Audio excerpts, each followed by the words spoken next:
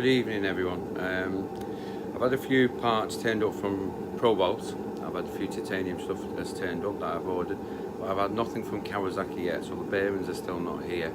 A little bit frustrating because I would have liked to get them on today, but I think what I'll be doing tonight is changing some of the bolts that I've got here now, and starting to put the brackets in, which I've already started at the front end.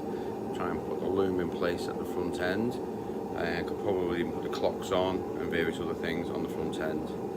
And I think that's probably pretty much all I can do until I get the thing. Actually, I could prep the engine as well. Prep the engine. I'm going to put some new spark plugs in it. I've had to put new bottom rubbers of the throttle bodies because I borrowed them to put in the fuel side of the nitrous on my drag bike. I've also got a cam chain tensioner to put in because I've had to borrow that for the drag bike because mine's seized up on the drag bike. Obviously the engine hasn't been rotated since that's been taken out, so once that goes in, it should be fine, because then what you do is you rotate it by hand and then the tensioner will pop out, but I will show you all that. Also I can put the starter motor on the drag bike. There's a few other things I can put on as well. I'm just trying to think what they are, but yeah, as I go along I will know. I could even put the coils back in, because the coils and the little coil loom, which then that connects to the main loom once the engine's in. I'm thinking I might even be able to winch the engine up onto a platform I've got here, which I can get the same level as that platform, and then wheel the engine under the frame. And I could even, thinking about it, I could even probably put at least one or maybe two of the engine mounts in to hold the engine, sort it into place, but we'll see how far we get. Unfortunately, I'm not being able to get the parts from Kawasaki to do the headstock bearings or the rear subframe bearings, and they need to be on pretty much as soon as now, but I will do them as soon as they come. Fingers crossed they're here tomorrow. I think possibly because I've ordered a bit and then I've ordered another bit, and so as I've gone along they may have seen all the orders and decided to do it all in one, rather than like sending me a bit and then send me another bit, because I do get free delivery from them because I've spent so much with them for so long. And if I go through my engine builder or one of my sponsors, I can get 20% off as well. But for some small stuff I like to get it delivered straight to the house. The other ones take a bit longer because they use a slightly different supplier than myself. Right, I better get off. My heater's on in the background, as you can hear, partly because it's freezing in here. I've already used one bottle up, so I've got to try and get that emptied and changed. As I say, the H2 engine goes off to the engine builder tomorrow. I'll do a small video of that, and hopefully my engine man, if he's up for it, and give us some information on what he's looking for with the engine, and once the engine's done, of what he's actually done, what he's had to do and what he's found, etc. So I'll get off for now and I'll catch you up later. Hi, first job I'm going to change is the rear subframe bolts, because we do have these type of subframe bolts fitted, which is a Kawasaki aluminium subframe bolt. If we can focus in on it, please focus, there we go.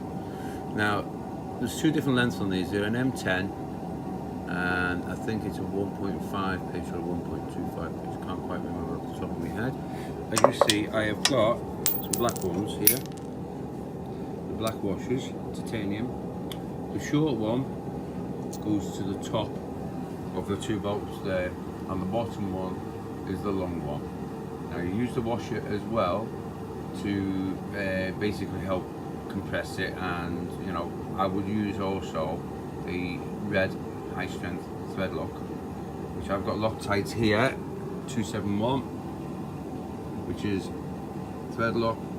It says high strength there, just under my thumb, and that's because it is a solid part. It's a part which is going to take a lot of weight, and if you think about it, except for the shock absorber and that, there's only two bolts holding the subframe on each side, and it's designed for two people.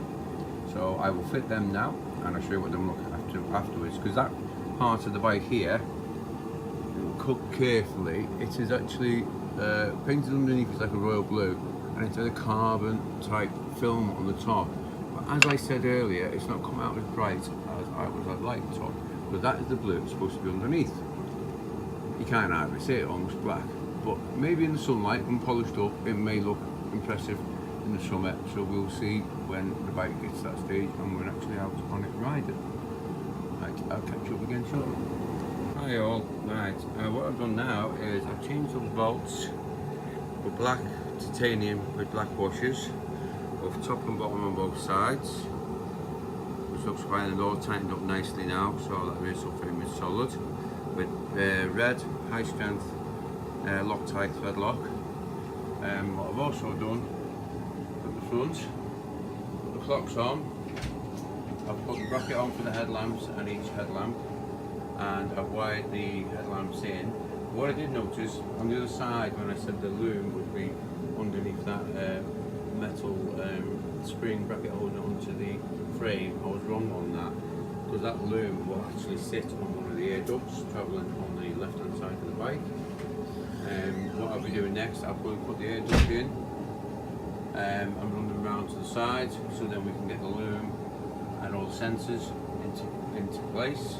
There's a few wires here, like the your indicators, and you've got a few wires going down to wheel speed sensors, front wheel speed sensor on this side, and a few other bits and bobs, and there'll be a few possibly, no, they won't go up to the loom from there, I don't think. Yes, they do. They go to the handlebars as well. There's on the handlebars, they'll have a plug that will go to the switch gear on this side and switch gear on the other side. So that's where I'm up to at the moment.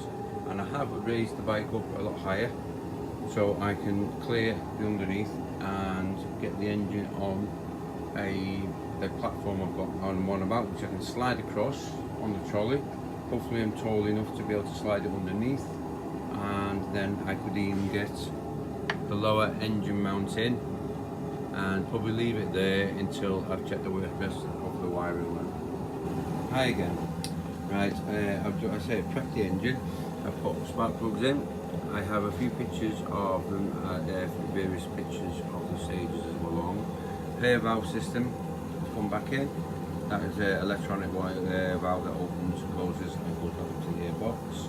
I say the coils are on with the plug, which actually, take the engine around, clips in there, and that clips to the loom. This side, new lower half of the throttle body rubbers. Those two I need to get gaskets for, so I did have gaskets, but I seem to have misplaced those two. This one's tightened up. I don't know if you want to see what porting is like in there. You can see it's quite finely ported in there now. Less resistance, hopefully, and we'll have good fun with that. Starter motor's back on with the wire ready to go up through the frame and in. Air strap on. The air strap goes to this bolt, and this bolt doesn't do anything else but the air strap. So that is specifically for the air strap. It doesn't have anything else that goes on it. Sometimes I have done on my drag bike, got an air strap from there round to the frame that way, with a slightly larger thingy, because air strap, because of the amount of power and the amount of electricity draw we get from that bike. I have thread locked, done all the threads, cleaned all the threads out. There's two engine ones there, one there and one the other side. I have put the new exhaust studs in and put nuts on the end of them. I've only seemed to have one nut, the others are all missing, but the nuts are good. They go quite easy on the studs, no problem at all. And pretty much there's no wear or damage on the hex side of it as well. So I will be using those nuts on there. I think that's pretty much it. It took a while, obviously, with the cleaning the threads out and various different things and that, and finding some of the bits. What I'm going to do now, I'm going to winch it up and put it on the blue platform I was telling you about, which you can raise up and down. There are a few bits there that will look cut out, ready to put on at a later date. I'll get the engine on the bike lift and sort of almost in situ I might even put the lower engine mount bolts in loosely, and then that'll probably be it for tonight. But we are cracking on quite well. I need to order a few more parts, so I will do that when I finish tonight. As I probably when I'm editing this video, I will order it through on my tablet. So I will get back to you and show you. I'll probably take photos, stages of it being lifted and put into situ.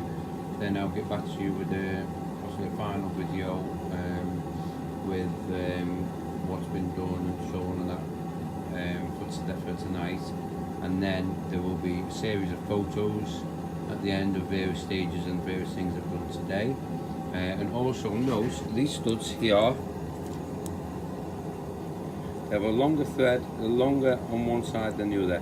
Always put the short side in. You need the long side for getting your plating and your exhaust gaskets in and everything. If you put it the wrong way round and you put it all the way, you might find you might not be able to hit the nut on once the exhaust is on. So make sure you put the short end in there. I blue thread locked it. Some of it's probably got a bit too much blue thread lock on. But with the vibrations of an engine and that, I do not want to have anything loose.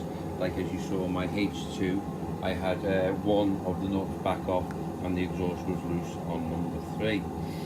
So I will be looking at that and addressing that when I come to it. I might even put a dab of light thread lock on the nuts when it's tightened up. Yeah, it'll make it more difficult to get out, but it will make sure they won't loosen off. A few things on this engine if you're not sure about. This bar here, which is at the front of the engine, is an oil spray bar that sprays to the bottom of the piston crowns. So it cools the pistons as you go along. That comes directly from an oil feed below the oil cooler. That's the oil cooler. And there's an oil feed next to the oil filter, which that comes from, and it goes up and it goes sprays directly underneath. It's a thing to cool, because bikes are starting to run hotter and hotter these days. They need to cool them as much as they can, and a lot of that is through getting oil into places where they never used to do. So they actually cool the bottom of the pistons. Because if you think about it, this bike will rev up to possibly even a drag bike revs up to 11,500 RPM, and it's a 1400cc. Not many cars at 1400cc will rev that high. So it is high rev, and you have to have it has to be balanced right and it has to be cooled right. These are a very hot running engine. For some reason, they seem to, my drag bike was running, can get up to 100 degrees before you even know about it. But they seem to be, fingers crossed, touch wood, there's one down there, quite reliable engines as long as they're maintained and looked after well. Right, I will get back to you once I've finally got the engine on the bike lift. Hi, yeah, as you see, the engine is underneath the frame now. I put the bottom spindle in a little bit tight, I have to fiddle about with it. You see where it goes over to the other side, if we can focus in on that. Yeah, it goes through the back of the engine to there. Now on these, if you look, oh sorry, just trying to get to the right position where the camera is. In there. Right, can I turn the brightness up? Yeah. See in there, there's that collar just over the back of there where my finger is. What you do is you turn this Allen key anti-clockwise, and that screws out from the engine and then eventually pushes tight against the frame. You can see it's turning outwards anti-clockwise because this bar, at the end of this bar, has an Allen key that sits in there. And you see that's gone tight now.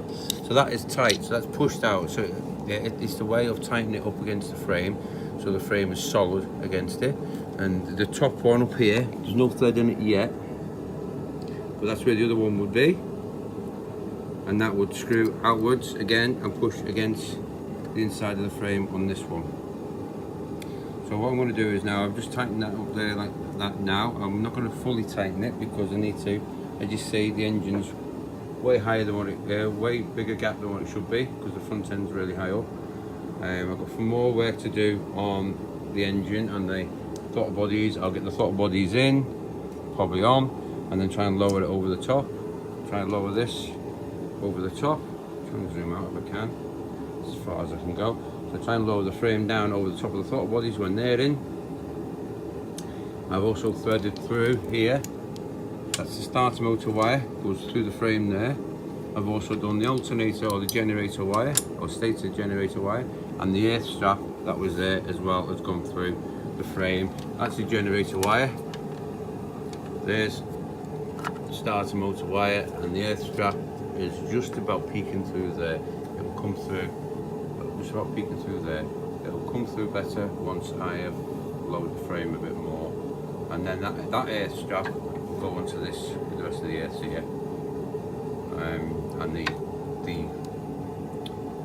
other end of that goes onto the other end of the, you see it, starting solid wood. So that will go through that metal cover I've put on, which I only put on just so I don't lose it, and then that will come off again anyway to do all that. So that's going to be me for tonight. As I say, I'm a bit worn out. There's a few videos, a few photos that are going to be put on of various different things. As I say, I put the headlamps on there. There's like a funny bracket at the back there, that bracket there at the back, which you bolt up to the top there and the other side, and then you've got two on each side that go through there. You do have other some bolts, brackets like that, which would then go onto the nose cone. But what I need to do first is put the air duct in, which goes through the middle of there, and then you get on that air duct you have all sorts of like plastic clips and ties for the rest of the loom, and then the air duct get the air duct from that side through and from the other side through. So I'm going to sign off now. Hopefully, I'm still waiting for these bearings. Hopefully they'll be here tomorrow. I'm still in the position where I can knock the racers in top and bottom, remove that strap over a little bit, and then I can put that yokes in. Then I can put it on the front paddock stand, what we call a yoke paddock stand, so you can actually get the front wheel and front forks off, rather than just when I get the front wheel off. And when I get the string arm on, I can get it on a rear paddock stand as well, and it will be a bit more secure, rather than these two straps on the ratchets. So I might do these are 2-ton ratchets. I don't think my roof's going to fall in. Well, if I do, you soon know about it and you'll be laughing. Right, okay, I'm going to sign off, and hopefully I'll have a video for you for tomorrow.